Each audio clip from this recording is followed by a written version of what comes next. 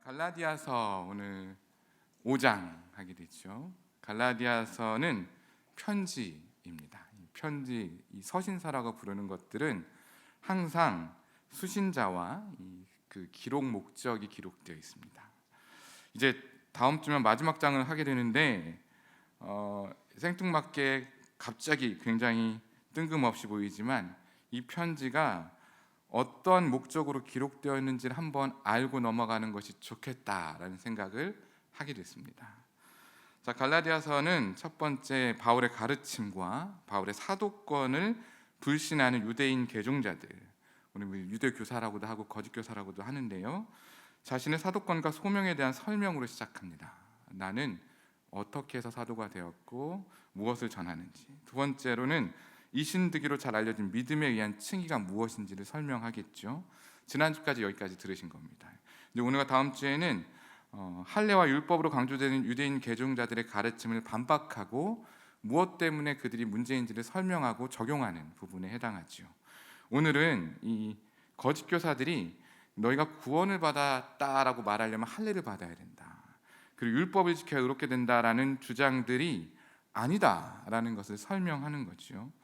그들은 경험을 가지고, 그러니까 율법을 가지고 할례를 지켜야 구원받는다는 잘못된 가르침을 강요했습니다. 그런데 사도 바울은 그들을 향해 편지하는 것, 설명하는 겁니다. 그렇지 않다, 그렇지 않다. 우리 살면서 우리는 어떤 선택을 해야 될 때가 많이 있습니다. 이 선택을 위해서는 지식도 필요하고 경험도 있어야 하죠. 또한 그것을 활용해 합리적이고 가장 적절한 답이 무엇인지를 선택하기 위해 지혜도 있어야 합니다. 사도 바울은 편지의 모든 과정에 강요가 없이 무엇이 그르고 무엇이 좋은지를 제시하고 선택하기를 바랬죠. 오늘도 마찬가지입니다. 이 거짓 교사들의 잘못된 가르침과 너희는 무엇을 선택해야 되는지 분별하기를 바라는 마음에 성경의 내용이 쓰였다고 보시면 되겠습니다. 오늘 우리도 그렇죠. 오늘날에도 잘 생각해 보세요. 이 많은 선택의 순간에 많은 이야기들이 막 있어요. 아까 기도하실 때 이제 총선 기도하셨잖아요. 과연 이 사람이 맞는지, 이 사람이 옳은지, 그럼 오늘 아침에 일어나는 게 맞는지, 오늘 누구를 만나는 게 맞는지, 또 혹시 끝나고 누군가를 또 만날 때 무엇을 먹어야 할지부터 다양한 선택의 과정에 놓여 있는 우리가 이 선택을 정말 지혜롭게 하기 위해서는 이세에서는 어떻게 해야 될까? 이 분별에 대한 얘기를 한번 생각해 보게 되었습니다. 그래서 오늘은 그리스도인으로서 우리가 어떻게 무엇을 분별하며 살아야 될지를 한번 살펴보겠습니다. 자, 그렇다면 오늘 본문을 통해 그리스도인으로 우리가 분별해야 할 것들은 무엇일까요? 첫 번째 보겠습니다. 첫 번째는 거짓 신자와 참 신자를 분별해야 됩니다. 거짓 신자와 참 신자. 1절 말씀인데요, 함께 읽겠습니다. 그리스도께서 우리를 자유롭게 하려고 자유를 주셨으니 그러므로 굳건하게 서서 다시는 종의 멍에를 매지 말라. 자, 이를 직역하면 그리스도께서 우리를 자유로 자유롭게 하셨다. 그러므로 너희는 확고히 서라. 그리고 너희는 다시 노예 신세의 멍에에 붙잡히지 말라. 자, 이렇게 쓰여 있는데요, 그리스도인에게 있어서 자유는 관념이나 도덕적인 개념이 아니라 율법과 죄의 속박으로부터 구체적으로 해방되었다라는 사실을 이야기하는 겁니다. 그러니까 죄와 사망의 법으로부터, 율법의 속박으로부터 완전하게 벗어난 상태를 이 성경에서 자유다 이렇게 얘기하는 거예요. 참 신자는 이 자유를 누리는 사람인 거죠. 여러분, 이 자유는 내가 얻고자 해서 얻은 게 아닙니다. 하나님께서 우리를 사랑하셔서 그 아들을 통해 십자가의 대속의 은혜를 우리에게 허락하시고 그 대속의 은혜를 받아들임으로 그 자유가 비로소 내게 올 수 있었던 것이죠. 저만 그랬나요? 그랬겠죠? 그래서 그리스도인의 자유는 내가 무엇을 선택하든지 마음대로 하라는 뜻이 아니라, 즉 방종이 아니라 항상 그리스도를 의지하고 따라가는 것을 전제하는 겁니다. 그리스도 안에서 거할 때 참 자유가 우리에게 허락되어지는 것이죠. 갈라디아의 유대 율법주의자들, 즉 거짓 신자들은요, 아까도 말씀드렸지만 예수 그리스도를 믿는 것 외에 할례를 받아야 의롭게 된다고 얘기했습니다. 구원을 얻은 하나님의 자녀가 되기 위해서는 할례가 필요하고 그것을 강요했습니다. 특별히 이 할례를 행하는 것이 구원의 증거가 아님에도 불구하고 그렇게 주장하는 옛 유대주의자들 때문에 사실 갈라디아 교뿐만 아니라 초대교회 많은 교회에서 문제들이 있었죠. 이 문제는 여전히 유대주의를 떠나지 못하고 구원의 조건을 내걸어서 행위를 강조하는 이 거짓 신자를 양성하게 된 것입니다. 그러나 분명히 그렇게 얘기했죠. 4절 말씀에 율법 안에 의롭다함을 얻으려 하는 너희는 그리스도께서 끊어지고 은혜에서 떨어진 자로다. 이미 너희가 율법의 행위로 의롭다함을 얻을 육체가 없다라고 이 갈라디아서 2장에서도 미리 배웠습니다. 그러니 그들의 주장은 잘못된 것이 분명하지요. 그들은 그 잘못된 주장을 주장하는 것에 끝나지 않고 그것을 행하는 것이 마치 구원이라고 주장하면서 강요했다고 얘기했잖아요. 근데 이들의 강요를 받아들이는 것은 실제로 어떤 의미냐면 율법주의로 돌아가겠다고 선언하는 것을 포함하여 그리스도께서 그들을 위해 죽으신 모든 공로를 무시하겠다는, 즉 하나님과 대항하겠다는 것과 같은 의미인 거죠. 제가 되게 어렵게 말했는데 쉽게 말씀드리겠습니다. 선악을 알게 하는 나무를 먹지 말라는 하나님의 말씀을 들었죠. 아담이 그 말씀을 저버리고 선악을 알게 한 나무 열매를 먹었습니다. 그렇죠? 자, 말씀하신 하나님의 말씀을 저버리는 것은 말씀하신 하나님을 저버리는 겁니다. 예수 그리스도가 이미 완성하고 벗어나게 했다는 그 참 자유의 내용을 저버리고 다시 그 율법을 받아들여 율법의 행위로 구원을 받겠다고 하는 것은 예수님을 저버리는 겁니다. 이해가십니까? 말씀하신 하나님을 저버리는 건 말씀을 저버리는 건 말씀하신 하나님을 저버리는 것이다. 그리스도가 이루어 놓으신 것을 다시 무효로 여기하고 옛 성품으로 돌아가는 것은 그리스도가 이루어 놓은 모든 것을 다 무시하는 것이다. 그런 이것은 죄라는 결과에 귀축되게 되어 있습니다. 여러분, 아무것도 아닌 것 같지만 우리는 그 일을 서슴지 않고 할 때가 생각보다 많이 있지요. 성경은 5절에 이렇게 얘기하죠. 너희가 어느 편에 속하는 것이 아니라 믿음을 따라 소망을 기다려야 하고, 6절 말씀입니다. 그리스도 예수 안에서 할례나 무할례가 효력이 없으되 사랑으로서 역사하시는 믿음뿐이다. 믿음을 강조합니다. 그리스도를 믿음으로, 하나님을 믿음으로 계속해서 우리는 그 구원을 유지하고 그 구원을 이루어 나가는 것이죠. 여러분, 사랑으로서 역사하는 믿음, 그럼 그 믿음은 무엇으로 나타나느냐? 사랑으로서 역사한다는 말은 계속해서 활동하고 있다는 지속성을 나타내는 표현이거든요. 그러니까 너의 믿음은 사랑의 행동을 통해서 드러나게 되어 있다. 사랑의 행동을 드러나게 되어 있다. 그래서 로마서 13장 10절입니다. 사랑은 이웃에게 악을 행하지 아니하나니 그러므로 사랑은 율법의 완성이니라. 이미 사랑의 행위를 통해 율법을 완성했죠. 그러니 그 율법이 나를 속박할 이유가 없는 거예요. 사랑하고 있으면. 근데 그 사랑은 그리스도를 믿음으로 우리 안에 주어진 것입니다.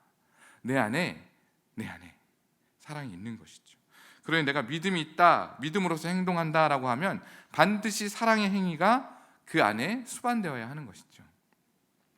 그러니 사랑의 극치는 그리스도의 성육신과 십자가의 희생 아닙니까? 로마서 5장 8절에 그렇게 있잖아요. 그리스도께서 우리를 위하여 죽으심으로 하나님 우리에 대한 자기 사랑을 확증하셨다. 그러니 그 사실을 믿음으로 고백한 모든 사람들, 예수님을 영접한 모든 사람들 그 안에 그 사랑으로 그 믿음을 드러낼 의무가 있는 거죠. 그러니 참 신자라고 하는 사람들은 그리스도 안에서의 참 자유를 누리고 율법의 요구를 벗어나 하나님의 사랑을 아는 자로 그 사랑을 실천하는 사람들입니다. 그러니 거짓 교사들, 거짓 신자들은 계속해서 율법을 강조하고 참 신자는 사랑의 행위를 드러낸다는 거예요. 여러분, 내가 좋아서 하는 거, 내가 의롭다고 여기기 위해, 내가 거룩하게 보이려고 율법의 요구를 다하는 것은 그 당시에만 있었던 건 아닙니다. 오늘날 교회에도 그렇게 보이는 분들이 있습니다. 자신의 의로움을 행위로 증명하려고 다른 사람을 정죄하거나 사랑이 없이 의로운 행위로 자신을 치장하는 사람들 있습니다.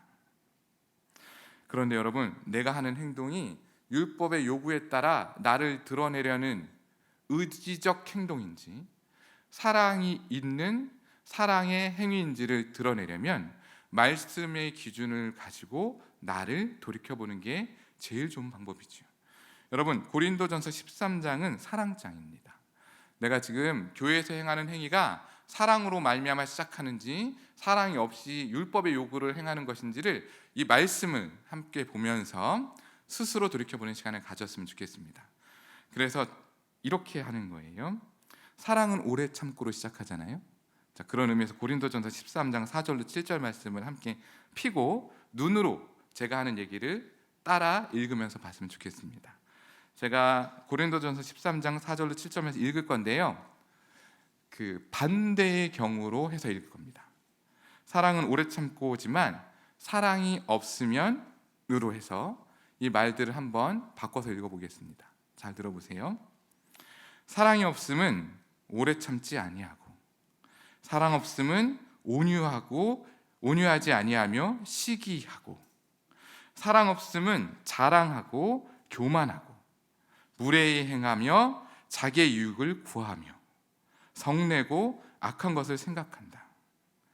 불의를 기뻐하고 진리와 함께 기뻐하지 아니하고, 어떤 것도 참지 않으며 어떤 것도 믿지 않으며 어떤 것도 바라지 않으며 어떤 것도 견디지 않는다. 여러분, 지금 사랑 있음과 없음이 이렇게 표현이 달라지는 거죠. 여러분, 이 중에 우리가 모든 것에 자유롭게 정말 이 말씀대로 살고 있다 한 명도 없을 겁니다. 다만 제가 여러분에게 말씀드리고 싶은 건 이 사도 바울의 고백도 마찬가지인데, 거짓 교사들, 거짓 신자로 말미암아 잘못 들어온 것들이 너희에게 있을 수 있습니다. 그러나 그것을 분별하여 내 안에 사랑이 없음을, 있고 없음을 확인하면서 내가 참신자의 삶을 기억하고 하나님께서 우리에게 허락하신 진짜 자유를 누리기를 원한다는 거죠. 여러분, 그 말씀 기억하셨으면 좋겠습니다.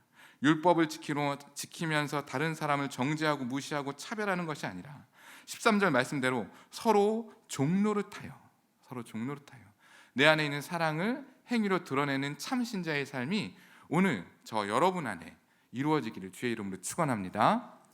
자, 그리스도인으로서 우리가 분별해야 할 것 두 번째는요, 거짓 교사와 참 교사를 분별해야 합니다. 거짓 교사와 참 교사를 분별해야 합니다. 7절부터 9절 말씀을 제가 읽어드리겠습니다. 너희가 다름질을 잘하더니 누가 너희를 막아 진리를 순종하지 못하게 하더냐. 그거면은 너희를 부르신 이에게 나는 것이 아니니라. 적은 누룩이 온 덩이에 퍼지느니라. 바울은 거짓 교사들이 있음을 개탄하면서 이야기하는 거죠. 누가 너희를 막아. 다름질을 잘하더니라는 표현은 갈라디아의 성도들이 참 신자로 시작했음을 얘기하는 겁니다. 그는 그리스도를 믿음에 주로 고백하여 내 안에 모셔들인 사람들이죠. 그러니 그들이 믿음을 잘 지키고 살고 있었는데 누가 너희를 막아 진리를 순종하지 못하게 했더냐, 이러면서 안타까운 탄식을 시작하는 거예요. 가로막아. 너희를 막는다는 표현은 군사용어입니다. 어떤 적을 가로막기 위해 장애물을 세우거나 파괴하는 것을 뜻하는데요, 잘하고 있는데 지금 너희를 누가 가로막고 있는 거냐. 잘못된 가르침을 주는 거짓 교사들이 그러고 있다는 거죠. 그러면서 이렇게 얘기합니다. 너희를 부르시니 그리스도에게서 나는 것이 아니라, 이건 하나님이 우리에게 주신 가르침이 아니다. 그러면서 적은 누룩이 온 땅에 퍼진다는 비유를 말씀하셨는데요, 여러분, 당시 헬라 문학이나 오늘날도 마찬가지지만 누룩은 도덕적 부패를 풍자하는 의미로 사용되는 그 관용구 같은 겁니다. 누룩은 어떤 것에 침투하여 전체를 못쓰도록 만드는 악한 존재를 상징하는 표현이겠죠. 여러분, 교회에 지금 잘하고 있는 내 신앙생활 가운데 이 신앙생활을 가로막게 하는 무엇인가 있다면 그것이 나의 거짓 교사가 될 수 있습니다. 그게 내 옆 사람일 수도 있고 가족일 수도 있고 자녀일 수도 있어요. 내가 지금 그리스도를 믿는 걸 잘하고 있는데 나를 가로막고 있는 것이 있다면 그것은 이 아주 작은 존재이거나 일일지라도 나를 내 영혼의 전체를 악하게 만들 수 있는 거죠. 여러분, 이 비유가 적절할지 모르겠는데 한번 제가 비유를 들어보겠습니다. 여러분, 이가 아픈 경험 다 한 번 해보셨죠? 그 이가 아픈 이유는 굉장히 단순합니다. 충치 때문이죠. 그렇죠? 제가 하루는 이가 너무 아픈데 너무 바빠가지고 진통제로 견디는 시기가 있었습니다. 여러분, 진통제는 효과가 직방입니다. 이가 아프지만 진통제 하나로 버텼어요. 살만해요. 안 아프면 살만합니다. 그래서 살다 보니 또 아파요. 한 알 먹었는데 이젠 한 알로 안 듣습니다. 두 알이 됐습니다. 두 알 먹으니까 효과가 있어요. 근데 시간이 지나니까 이제 두 알도 안 돼요. 제가 몇 알까지 먹은 줄 아세요? 6알까지 먹었습니다. 너무 놀라시는데 너무 바빴어요. 사실은 치과에 대한 두려움이 있었습니다. 그래서 제가 이제 도저히 진통제로는 안 되겠다는 생각에 병의 근원을 제거하기 위해 치과로 달려갔습니다. 치과로 달려갔어요.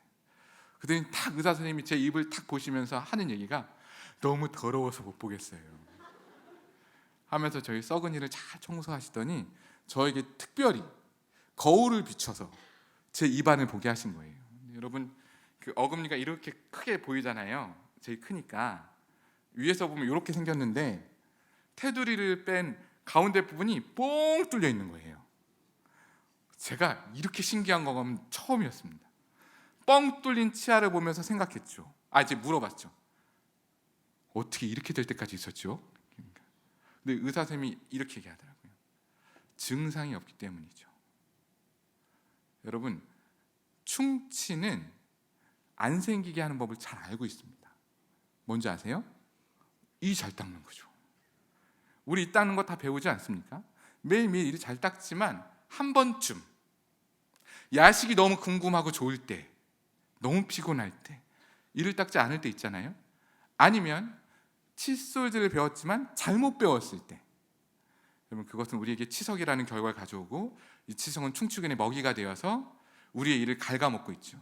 그런데 아주 작은 잘못의 시작이지만 이가 아플 때까지 기다렸을 때는 내 이는 너무 망가져 있는 거죠. 우리의 죄도 우리에게 들어올 때 그렇다는 거예요. 잘못된 가르침 하나가 우리의 전체 영혼을 아프게까지 했을 때는 너무 많은 상처와 아픔이 있을 겁니다. 여러분, 그러니 작은 것이라도 용납하지 않는 것이 우리가 가져야 될 자세인 거죠. 여러분, 지금 바울이 얘기하는 겁니다. 거짓 교사, 잘못된 유대주의자들 몇 명이 들어와서 교회를 지금 이게 가르치고 있는데 이들을 베어버리라, 이렇게 얘기하죠. 12절 말씀이 너희를 어지럽게 하는 자들 스스로 베어버려라. 베어버려라. 여러분, 이 베어버리라는 표현을 굳이 쓴 이유는 뭔지 아세요? 할례는 표피를 잘라내는 행위잖아요. 이것을 풍자하기 위해서 일부러 베어버리라는 표현을 쓰는 겁니다. 그러니 작은 것이라도 잘못된 가르침을 전하는 잘못된 교사들, 잘못된 신자들을 베어버려라. 그래서 너희를 지키라는 것이죠. 그럼에도 불구하고 사도 바울이 그들에게 베어버리라고 말하기 전에 너희가 돌아올 것을 확신한다, 이렇게 얘기해요. 10절 말씀인데요.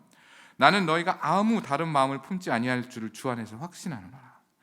그러나 너희를 유동케 하는 자는 누구든지 심판을 받으리니. 거짓 교사들은 누구든지 심판을 받게 될 건데 너희는 반드시 돌아올 거야. 돌아올 거야. 그리고 아무도 다른 마음 품지 아니할 줄 확신한다. 여러분, 이 근거가 뭔지 아세요? 그 표현이에요. 10절 말씀에 주 안에서 확신한다. 이 주 안에서 헬라어 표현이 퀴리오스잖아요. 이렇게 황제 때 쓰는 말이라고 우리가 많이 배웠지만 실제로는 하나님, 전지하고 전능하신 능력을 표현할 때 이 퀴리오스란 말을 쓰는데요. 주 안에서, 또 우리 앞절 6절에서 그리스도 안에서라는 말 있죠. 같은 뜻이에요. 그리스도 안에서, 주 안에서 너희가 있기 때문에.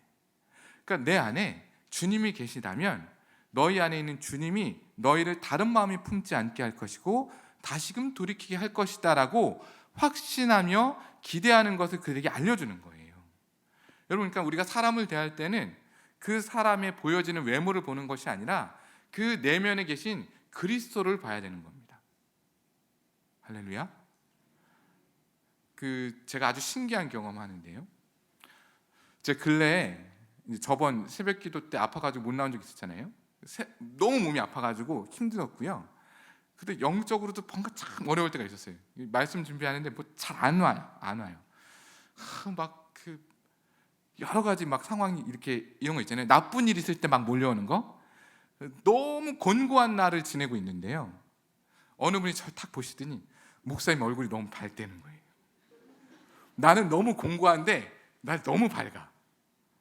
근데 반대로 내가 상태가 너무 좋은데 저희 집 아내는 얼굴이 왜 그 모양이 있는 거예요. 기도 안 해야 하냐?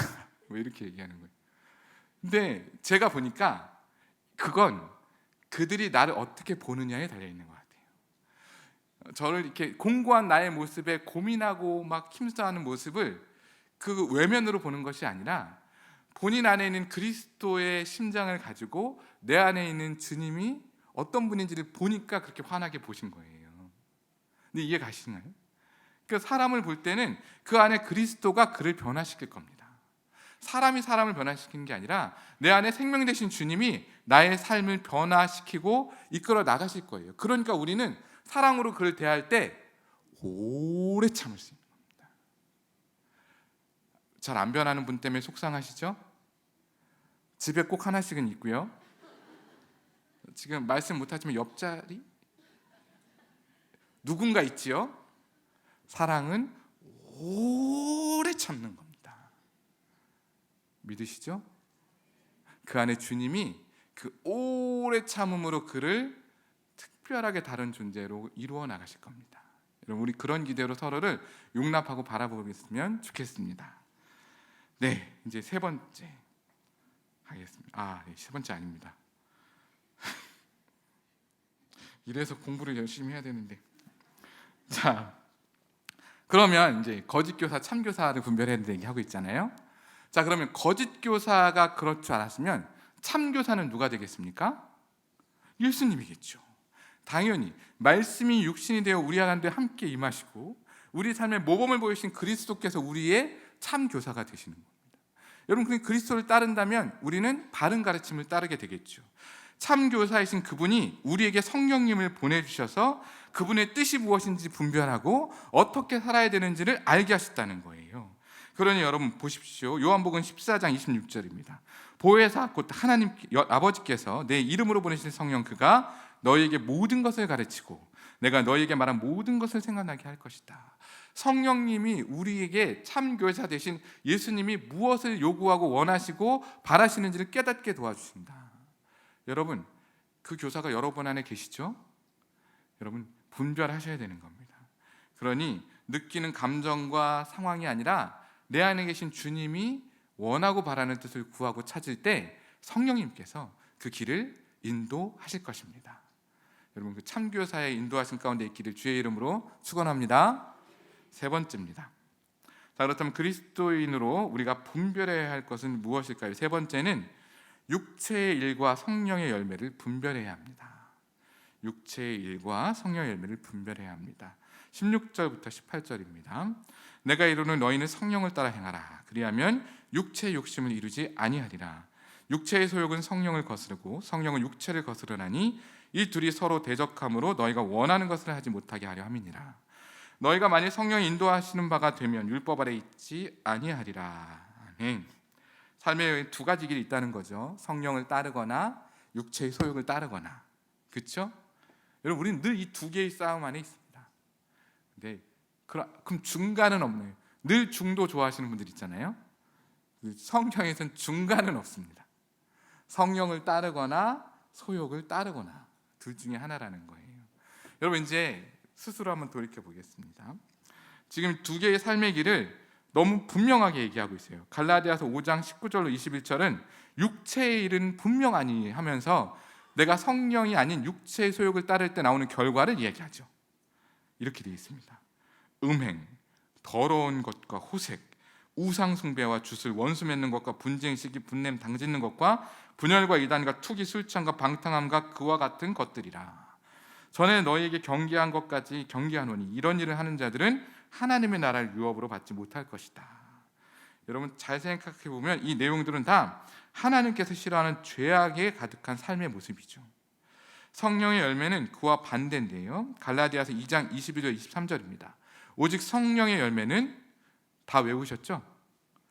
사랑과 희락과 화평과 오래 참음과 자비, 양성, 충성과 온유, 절제다. 왠지 저한테 없는 것 같은 느낌이 드시죠? 잘 생각해 보세요. 육체의 일로 드러나는 것과 성령의 열매로 드러나는 건 다 이웃과 관련되어 있고 내 내면의 삶의 태도와 관련되어 있습니다. 그러니까 내가 육체의 소욕을 따라 사는 사람들은 결국 자기 중심적이고 자기가 무엇이든지 할 수 있다는 자력주의적 성향을 갖게 되어 있어요. 내가 뭘 할 수 있다. 내가 뭘 할 수 있다고 가지는 사람들은 결국 자기의 욕심을 따라 행하게 된다는 거고요. 반대로 성령의 열매를 따라 사는 사람들은 성령을 따라 사는 사람들은 내 안에 사랑, 희락, 화평, 내면의 변화를 가지고 오게 돼 있어요. 이 삶의 태도가 자연스럽게 흘러나오는 겁니다. 딱 봐도 평안해 보이잖아요. 제가 화평해 보이잖아요.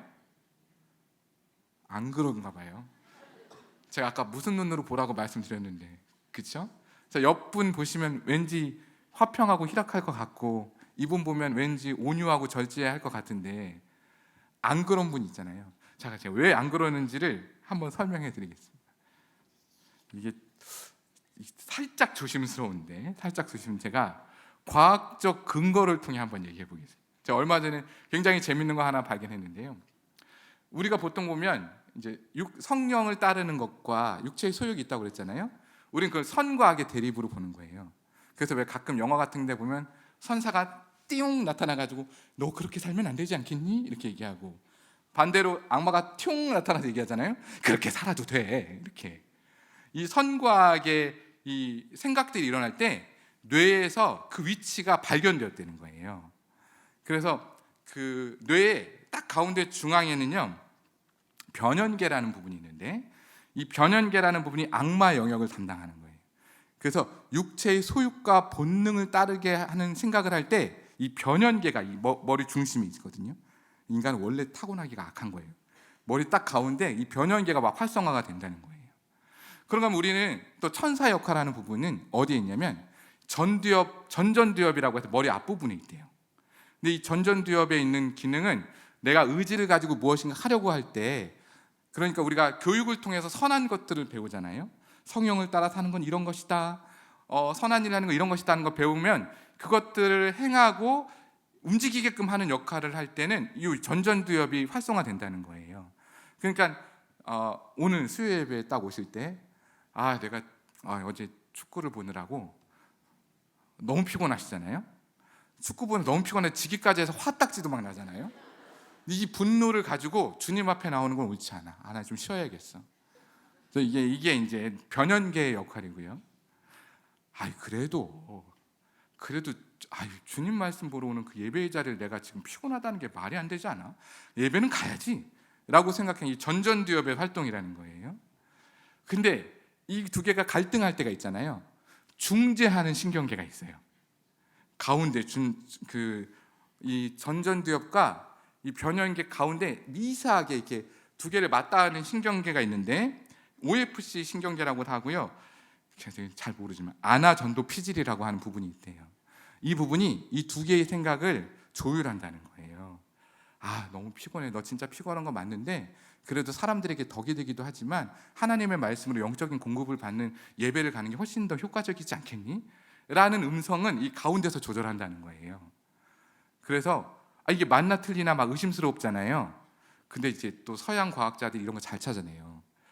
그 사고로 이 가운데 있는 아나전도 피질이 이렇게 손상이 된 사람이 있었다는 거예요.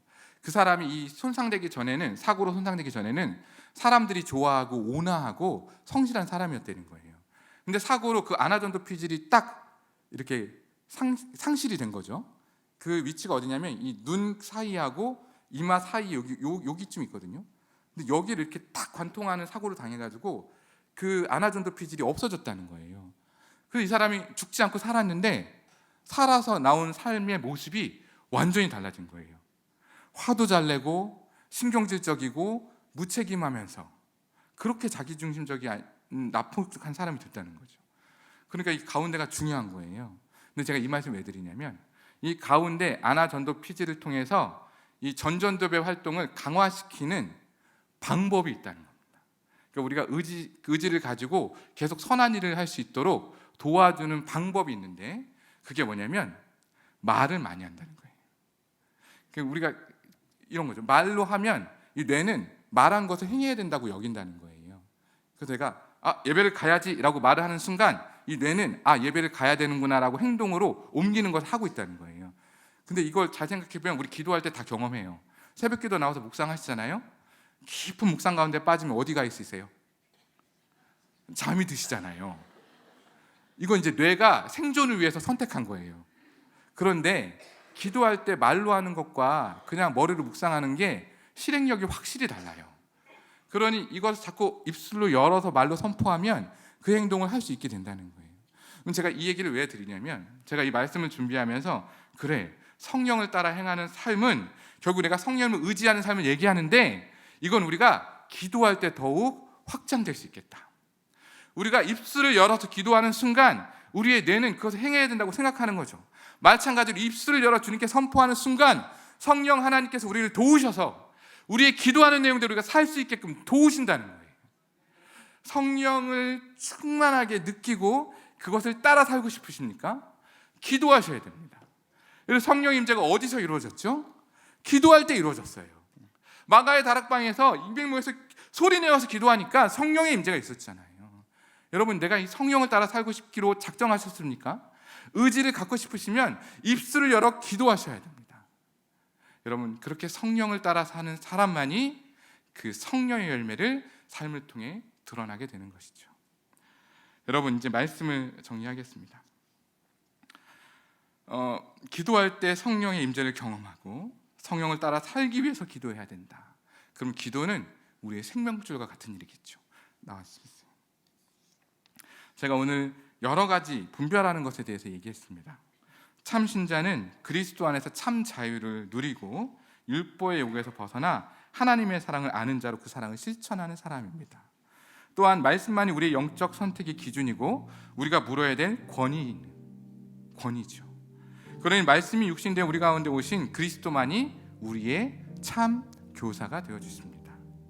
마찬가지로 성령의 인도하실 만한 참된 그리스도인 삶을 살고 싶다면 우리의 입술의 고백을 통해 성령의 열매를 간구하며 이 열매를 맺는 삶으로 살아내야 되는 겁니다. 오직 성령 안에서, 성령으로 사는 삶 안에서.